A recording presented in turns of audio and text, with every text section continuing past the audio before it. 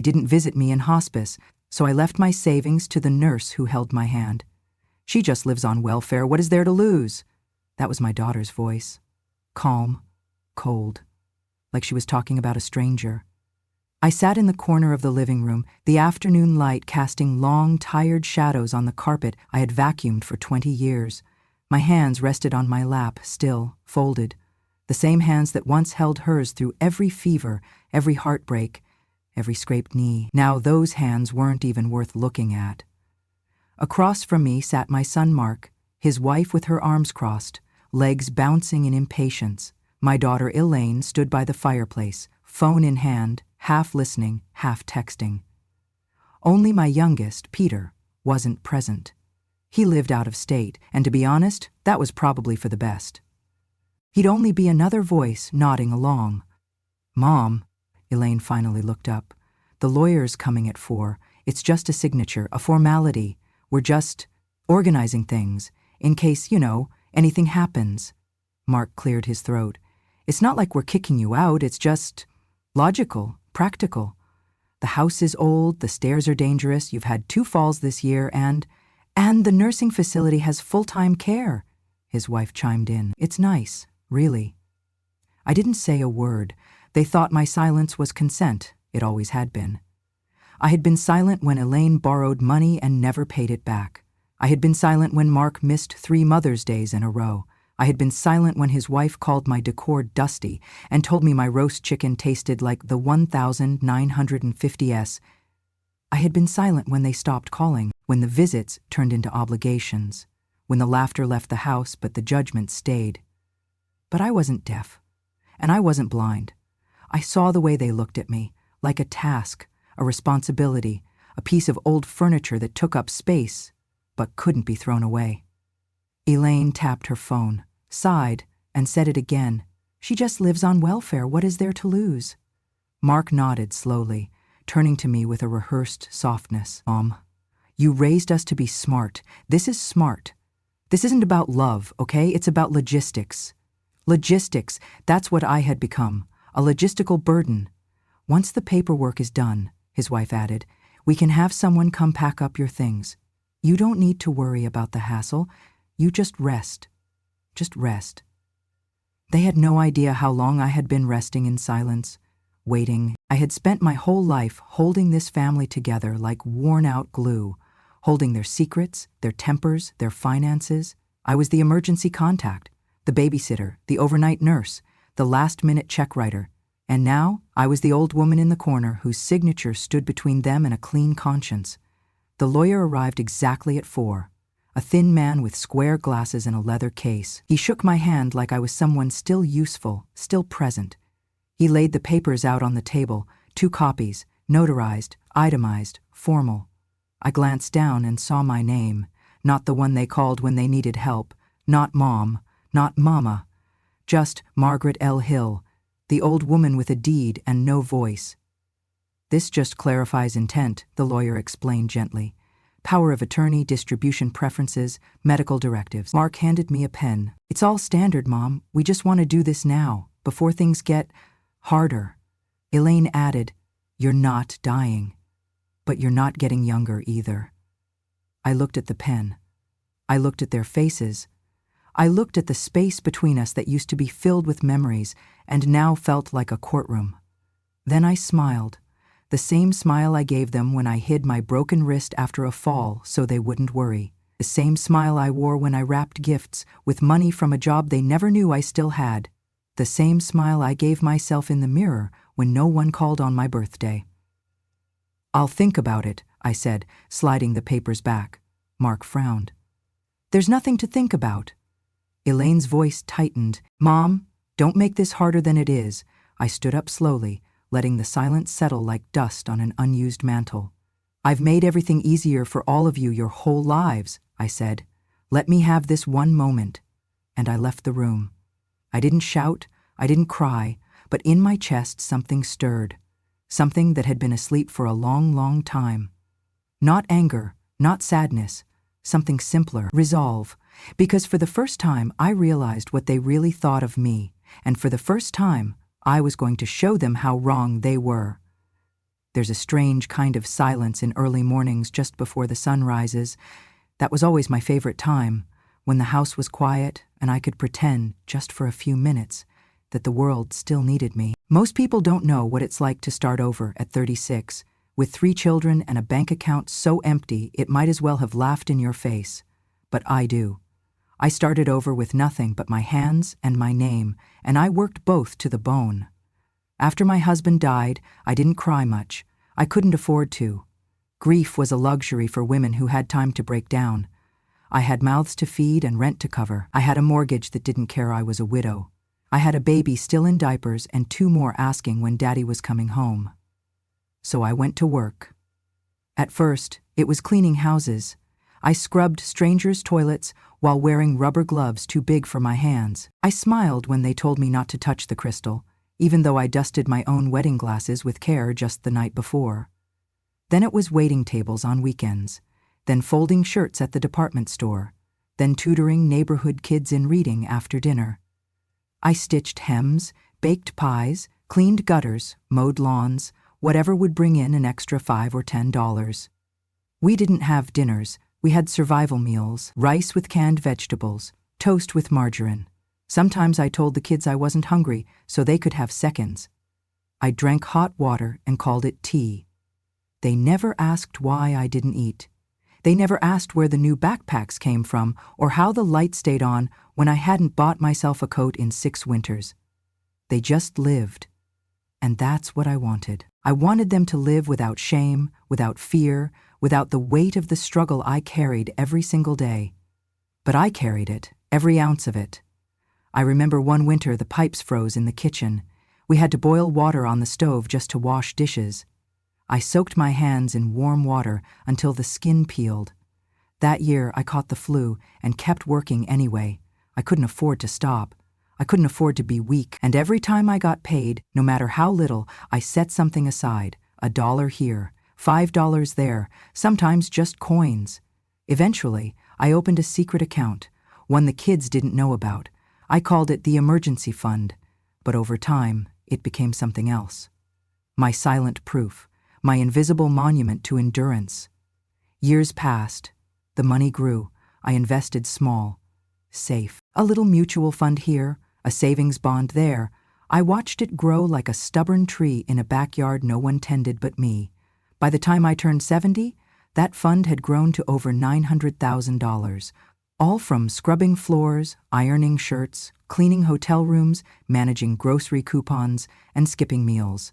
All from saying no to myself over and over again so I could say yes to my children. And yet, they never asked.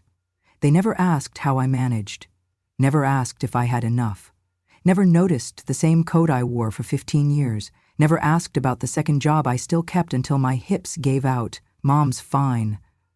That's what they always said. She doesn't need much. She's used to simple living. She's proud. She doesn't want help. I didn't want help. I wanted to matter. I wanted them to see me not just as the woman who gave birth to them, but as the woman who held them together when their world fell apart. Instead, they saw a duty, a burden wrapped in soft cardigans and homemade soup. I was invited to birthday parties, but never asked to stay the night. I was called to babysit, but never offered a ride home. I brought dishes to Thanksgiving and watched them sit untouched while they talked about the latest recipe from TikTok. They didn't mean to be cruel, but they didn't mean to be kind either. And that's what hurt most. It wasn't the forgetting. It was the never thinking in the first place.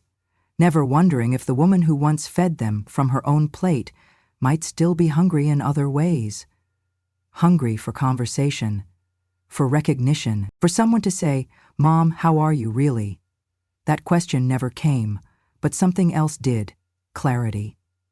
I realized in those lonely afternoons at the hospice, after the nurses left and the light faded, that I had never been empty, not in the way they thought. They believed I had nothing. They were wrong.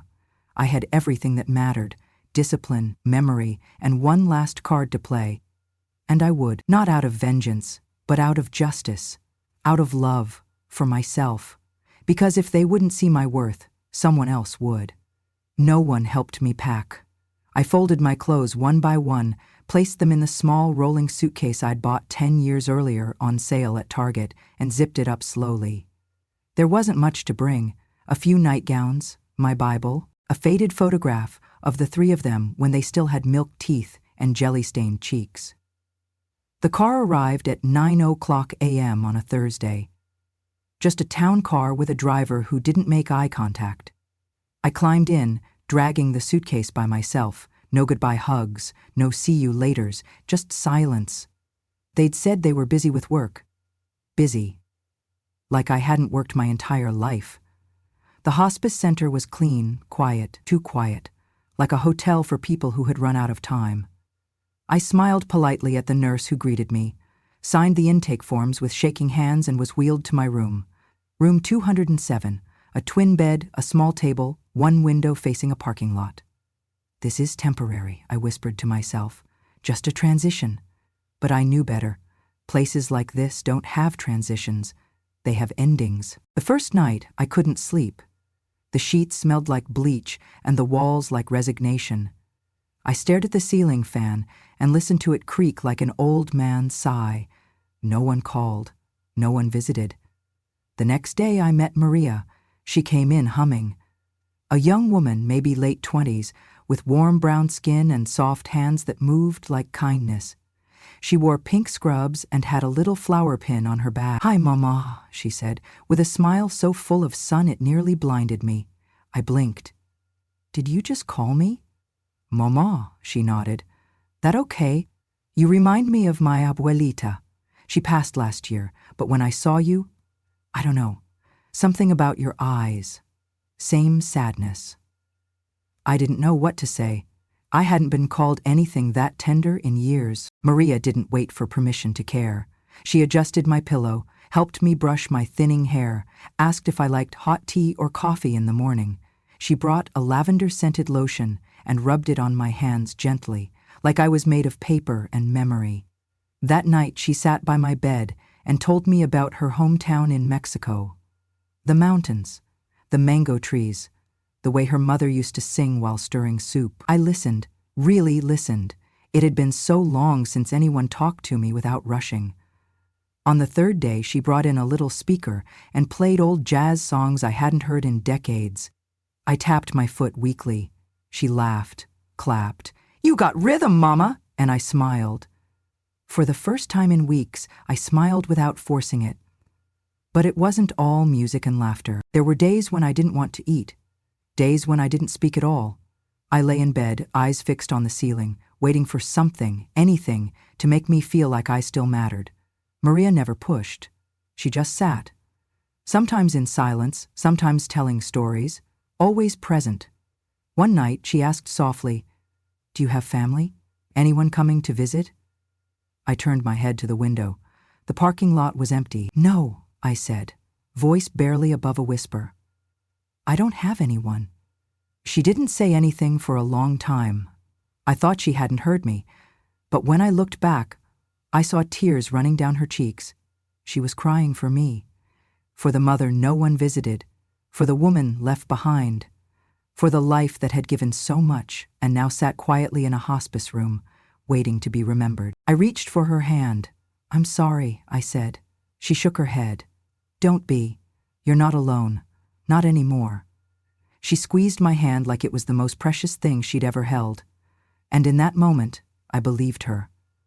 Maria didn't come from my blood, but she carried my grief like it was her own. She treated my pain with reverence, not pity, and she gave me something my children had long forgotten how to give: presence. Every evening after that, she called me Mama. She brought me tea with honey and read to me from old books she borrowed from the library. She made me feel seen, not because she had to, but because she wanted to. And that's when I knew.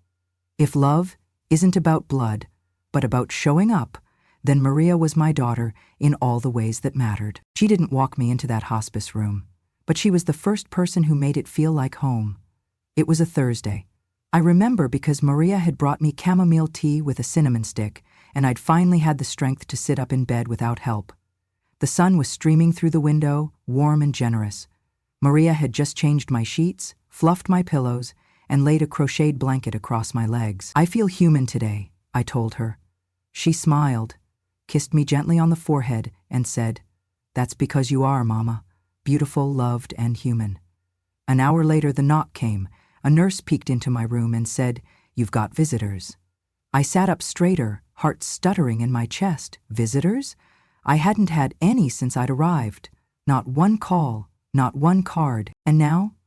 Visitors? I tried not to hope, but hope, as always, betrayed me a little. Mark stepped in first. My son, 47 now, a little grayer, still carrying himself like the world owed him something. Behind him was his daughter, my granddaughter, Olivia. She was 17, tall and disinterested, eyes glued to her phone. "Hi, Mom," Mark said stiffly, like he was reciting a line. "We thought we'd drop by." I opened my mouth, overwhelmed, unsure if I could speak without crying. My hands trembled on the blanket, but before I could say anything, I heard Olivia lean toward her father and whisper, "Take a quick photo and caption it, 'Visiting Grandma for the last time.' Then we'll go for brunch." The words were soft, careless, but they hit like a hammer. My breath caught, not because I didn't understand, but because I did.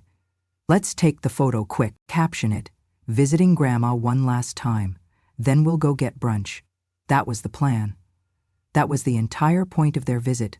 A photo, a post, a plate of pancakes, grief, performance style. I couldn't move, couldn't look up. My hands, which had once buttoned Mark's school shirts and braided Olivia's baby hair, curled into fists under the blanket. They approached the bed. "Say cheese, Grandma," Olivia chirped, flipping her camera to selfie mode, positioning herself just close enough for the frame, but not for connection. Mark crouched beside her, hand resting lightly on my shoulder. I smiled, not for the camera, for the confirmation. Maria stood in the corner, frozen. She had witnessed it all. The truth, the betrayal. When they left, 10 minutes later, without asking how I was, without staying for tea, without even a second glance, I turned to Maria. "Do you still have your phone?" She nodded, eyes wide. "Can you take a photo of them walking out, just as they leave the building?" She didn't ask why, she just did it. Two figures, backs turned, walking to a car with coffee orders already in hand. One had posted the photo already. I saw it on her Instagram later. The caption read, "Said goodbye to Grandma today, love you forever." She had added a crying emoji. I stared at that post for a long time. It got 143 likes. People commented things like, "You're so strong, sending love, she must be so proud." Proud? Of what? Of a granddaughter who used my dying to get social clout? Of a son who showed up only when he thought there might be paperwork or a guilt-free brunch afterward? Maria sat beside me that night, holding my hand as I stared at the ceiling. "I'm sorry, Mama," she whispered. "No one deserves that." I blinked away the tears. I should have expected it.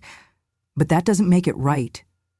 I turned to her, my throat raw with unsaid things.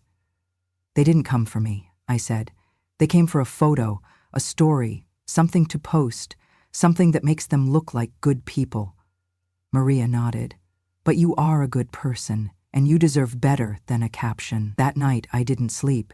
I stared at the printout of Olivia's post. Maria had helped me screenshot it and email it to herself, then printed it at the nurse's station. I tucked it into the drawer beside my bed, along with the photo Maria had taken of them leaving. Evidence. Not for court, for clarity, for memory, because someday they would say they had been there, that they cared, that they showed up, and I would have proof that they did, just not for me. The room felt colder after that visit, like the sun had pulled back its warmth out of embarrassment. But Maria stayed.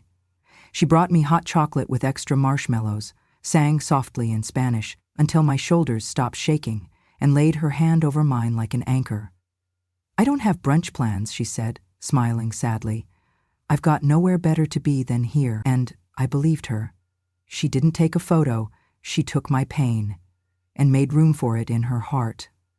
I wasn't trying to listen in. Truly, I wasn't. Maria had left her tablet on the bedside table. I was reaching to turn off the soft jazz she'd been playing during lunch when I saw the screen light up. Family Zoom call. Mark, Elaine, Peter. My fingers froze above the screen. Mark, Elaine, Peter, all three of my children. together. I hadn't seen them all in one place, virtual or real, in over a year. I should have looked away, should have turned it off, but something in me, an ache too deep to ignore, reached forward and tapped the screen, just enough to let their voices spill into the room like cold water. Elaine's face filled the frame first, framed by her modern kitchen and 2 floating shelves decorated with fake plants. She was already mid-sentence. We just need to hold it together for another couple weeks, max. She's not going to last much longer. Don't say it like that, Peter muttered, though his voice lacked conviction. Mark joined with a snort. Come on, we're not monsters, we're being practical. Elaine laughed. Right, like let's just do what good children do. Post a few more throwbacks, send a flower basket, keep up appearances. Then we can move on. I felt my body go still. Not tense, not angry, just still. A kind of stillness that comes when something you've long suspected is finally confirmed, when you stop hoping for the best and just accept what always was. Peter scratched his beard, glancing sideways as if checking to make sure no one overheard him. Look, she probably doesn't even know what day it is anymore. Her nurse does most of the talking. What's her name, Maria? Elaine waved her hand. The Mexican girl? Yeah, she's sweet. Probably the one actually caring for her. Mark leaned back in his chair, fingers steepled beneath his chin. Well, she can keep doing that. As long as Mom signs the final version of the will, we're fine. She doesn't need to worry about anything else. We'll handle the rest. Elaine leaned closer to the camera. Just keep the narrative clean, okay? None of us want to be the kid who dumped Mom in hospice. Let the neighbors think we're being dutiful. Right, Mark chuckled. Let's not tank our reputations over this. A few more weeks of pretending won't kill us. I clicked the screen off. Silence returned to the room like an old friend. I lay back on my pillow, staring at the ceiling, the words still ringing in my ears. Let the neighbors think we're being dutiful. A few more weeks of pretending. She's not going to last much longer. They weren't grieving. They were managing. Curating their image. Coordinating performance. Practicing controlled compassion for an audience that didn't exist. I wasn't their mother anymore. I was a PR liability. I laughed. A small, dry laugh that barely lifted my chest, but it was real, not bitter, not wounded, just confirmation. I had always known, somewhere in the quiet parts of myself, that their love had strings, that my value had expiration dates, that I was most appreciated when I was giving, money, time, praise, and least noticed when I needed. Still, it was something else to hear it spoken aloud. Pretend to care, keep up appearances. Probably doesn't know what day it is. I knew what day it was.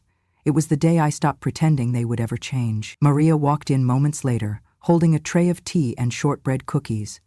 She saw the look on my face and her smile faltered. Everything okay, Mama? I turned to her, eyes clear. Yes, sweetheart, everything is finally clear. She set the tray down and sat beside me, taking my hand. I heard them, I whispered. I wasn't supposed to, but I did. Her face crumpled. Oh no, I shook my head. Don't apologize. I'm glad I did. Now I know what I'm dealing with. No illusions. We sat there in silence for a while, the weight of truth pressing gently against the walls. They think I'm dying, I said finally. Maria squeezed my hand. You're not. No, I agreed, a quiet fire lighting in my chest. I'm not. I turned my head to look at her, and even if I were, I'd still have time. Enough to make one final decision. Her brow furrowed. What kind of decision? I smiled again, this time not with sadness, but with clarity. The kind that changes everything. The next morning I asked Maria for a favor. Could you help me find a number? I asked. She smiled. Of course, Mama. Whose? I gave her the name of my old lawyer, Henry Ellison, a kind man with soft eyes and a sharp mind. He'd helped me years ago when I opened that secret account, quietly, discreetly, without judgment. He was the only person besides me who knew the value of the life I had built behind closed doors. Maria dialed for me, placed the tablet on my lap, and excused herself to give me privacy. Mrs. Hill? Henry's voice crackled through the speaker. I was wondering when I'd hear from you again. I'm ready, I said. For what? To make it official. 2 days later, Henry arrived at the hospice. He looked older, more stooped, but still sharp as ever. He brought paperwork, a notary, and eyes that didn't flinch when I said what I wanted. I want to revise my will, I told him. Everything. My savings, my investments, and especially the apartment I just bought in Lakeside Hills. I want them transferred to Maria Reyes. He raised an eyebrow but said nothing. Also, I added, I want to initiate legal adoption. I want her to be my daughter, officially. There was a pause. Not from shock, but from awe. Henry adjusted his glasses. You understand what this means, Margaret? I do, I said, better than anyone. Over the next week, I signed forms, answered calls, and whispered intentions that had taken decades to form. I watched as the transfer of assets began. The stock portfolio I had quietly grown, modest but solid, now bore Maria's name. The hidden savings account, built penny by penny, was redirected. And the apartment, a one-bedroom place with a view of the lake, just 15 minutes from the hospice, was finalized. I found it last year, I told Maria, handing her the keys with trembling fingers. I wasn't sure who it was for. I just knew someone would need it. Turns out, it was you. Maria looked at the keys like they were too heavy to hold. I can't accept this, she whispered. Yes, I said gently, you can. Because you didn't ask for it. Because you earned it. She tried to protest, but I shook my head. You gave me more in 2 weeks than my own children did in 20 years. You saw me, not the obligation, not the inheritance, not the hospital bed. Me. She knelt beside me, tears streaking her cheeks. I just loved you, Mama. That's all. And that, I said, placing a hand on her head, is everything. That evening, after the final paper was signed, Henry leaned in and said, No one's going to take this well. I'm not doing it for well, I replied. I'm doing it for right. He nodded slowly. She's lucky to have you. I smiled. No, Henry. I'm lucky to have her. The official adoption came through 2 weeks later. Maria stood in the hospice hallway, holding the papers in shaking hands. Daughter of record, Maria Isabella Reyes. She wept as she read it out loud. Not from greed, from grace. We had no balloons, no cake, no announcements, just 2 women, one who had been discarded and one who had stayed, now bound not by blood but by choice. That night I told her, You're not a replacement, you're a reward. For all the years I thought love had left me, she curled beside me on the hospice bed, like a child again, her arms wrapped around mine. They won't understand, she whispered. No, I said, but one day they'll know, and that will have to be enough. The lake apartment sat quiet and untouched for now, but I knew she would fill it with life. Flowers in the window, books on the shelves, laughter in the kitchen, maybe even a framed photo of the 2 of us by the bedside. My children would wonder where everything went. They would call lawyers. They would search bank accounts. They would find nothing. And eventually, they would find her. And they would realize the fortune they assumed never existed had found a home in the hands of someone who never expected anything at all. After the papers were signed and the calls stopped coming, Maria moved in. Not officially, not with boxes and bags, but with her presence. She started staying longer shifts, bringing her meals, sleeping in the recliner by my bed, wrapped in a quilt her grandmother had sewn. The other nurses smiled and said nothing. They understood. We made a little life for ourselves inside room 207. In the mornings, she brewed coffee and brought me a cup laced with cinnamon and cream. We'd sip in silence while the sun warmed the window pane, watching the birds perch on the feeder outside. She named them. Gertrude, Harold, Thelma. And I pretended not to remember their names the next day just so she'd tell me again. At noon, we cooked. The hospice allowed small comforts for residents nearing the end, and with the help of a kind-hearted kitchen aide, Maria and I turned a corner of the break room into our own little kitchen. I taught her my mother's biscuit recipe, cold butter, never melted, and fold the dough like you're tucking in a baby. She got flour everywhere, every time, and laughed like a child. In the afternoons we read. Sometimes I chose, sometimes she did. She liked poetry, Neruda and Angelou. I liked old stories, Steinbeck, Austen, the Brontes. We'd trade paragraphs, voices overlapping, stopping only to sip tea or comment on a particularly beautiful sentence. We planted herbs in small pots by the window, basil, mint, and lavender. She made labels with little smiley faces. Every week, she brought a new plant to join the group. She called them our girls. "They're just like us," she'd say, patting the soil gently. "Small, quiet, but growing strong." My children never visited again. Not after the documents went through. Not after Henry sent the final legal notices. Not even a phone call to ask how I was doing. The silence they left behind was deep, but not painful. Because I no longer waited. I no longer checked the clock on Sundays or held my breath on holidays. I no longer hoped for footsteps in the hallway or voices outside my door. That ache was gone. In its place, peace. Maria became my daughter in every way that mattered. She brushed my hair and braided it like I used to braid Elaine's. She painted my nails a soft lilac and called it my queen color. She memorized my favorite songs and hummed them while tidying up. She even learned how to knit, badly, just so I could have someone to critique with love. And I began to write again. Not letters, there was no one left to write to, but journals. Stories from my past, lessons from a life built on sacrifice. Moments I never told anyone. I wrote them for her. Each entry started with, "To my daughter Maria." I told her about my mother, who used to cry over bread dough when she thought no one was watching, about the man I almost married before I met their father, about the first time I realized silence could be power. I told her everything.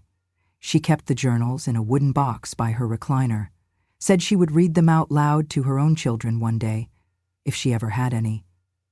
"They'll know about you," she whispered, "and they'll know how to love right." One evening, while the sky turned gold and the hospice halls grew quiet, I told her something I'd carried for decades. "When I was little," I said, "I thought love had to come from blood, that only mothers and fathers and siblings could give it to you, and if they didn't, then you'd never get it." She held my hand. "But that's not true," I said. "Love isn't in the blood, it's in the showing up, in the staying." She wiped a tear from her cheek. "Then I'll stay." "You already have," I said, squeezing her hand. "Longer and kinder than anyone else ever did." That night we made cinnamon rolls, burned half, laughed at all of them. That night, I told her where I kept the last letter I ever wrote to my children, not out of spite, but out of truth. That night, I knew something in me had been healed, not fixed, not erased, but honored, because in the end, what I had wasn't what I lost. It was what I found. A daughter, not by blood, but by heart. A home, not of walls, but of trust. And a peace, not from forgetting, but from finally being remembered. It took less than a week for the calls to start. Elaine called first, her voice tight, like someone trying to stay polite while flames rose beneath her. Mom laughed. "Nothing?" Mark followed, angry, disbelieving. "There must be a mistake. There's no way she just gave it all away. What about the house, the stocks, the savings?" And Peter, always the softest, simply asked, "Why?" "They didn't call me. They called Henry, and Henry, bless him, followed my instructions to the letter." Each of them received a package in the mail. Same brown box, same weightless silence inside. No legal documents, no check, no instructions, just one photograph. The one Maria took of them leaving the hospice, backs turned, faces unreadable. And one note, neatly folded. "My children came to hospice, but their humanity stayed outside the door." That was all. No anger, no apology, just the truth. I don't know how they reacted. I didn't ask Henry, and he didn't offer. Some things are better left unspoken, because by then, Maria and I were gone. Not gone, just somewhere better. We moved into the apartment by the lake, the one I bought when I still hoped someone would remember my favorite color or ask me what kind of music I liked. Maria decorated the windows with lace curtains. She planted marigolds and lavender on the balcony. She filled the fridge with fresh mangoes and tortillas. She framed one of my old journal pages and hung it above the kitchen sink. It read, "Love doesn't ask where you came from. It asks, can I stay?" We lived simply, sweetly, like mother and daughter who had nothing to prove and everything to savor. We had routines: morning coffee on the balcony, midday puzzles, evening walks. Some nights we cooked, some nights we ordered takeout and watched old movies. She cried at Steel Magnolias. I cried at Field of Dreams. We laughed at both. She called me Mama with the kind of ease that only comes from choosing someone again and again, and I called her mine. Not my nurse, not my caretaker, my daughter. One night we stood at the window, watching rain streak down the glass. She said, "Do you think they'll ever understand?" I said, "They don't have to." "Don't you want them to?" I paused, then smiled softly. I wanted them to show up, and they didn't. That's all I needed to know. She rested her head on my shoulder. "I'm sorry." I kissed her hair. "Don't be. You're here, that's what matters." And it was, because healing doesn't always come from the ones who hurt you. Sometimes it comes from the stranger who stays, the hand that holds, the heart that opens, even when it doesn't have to. That's what Maria was. Not a miracle, not a replacement. A return of dignity, of warmth, of love that asked for nothing but room to exist. And in that quiet apartment by the lake, surrounded by light and lavender, I found what I'd been denied for so long. Not justice, peace. Not retribution, recognition. Not a family of blood, but a family nonetheless. If you've ever been treated like a burden, if you've ever sat in silence while they spoke over you, if you've ever been forgotten by those you gave everything to, then this story is for you. Your silence wasn't weakness. It was the beginning of your strongest choice. Because when we stop waiting for them to remember us, we begin to remember ourselves. And sometimes the family we choose is stronger than the one we were born into. Subscribe to Grandma True Stories, where the forgotten are finally heard and the quiet finally speak. Because when a grandma tells her story, the world finally listens.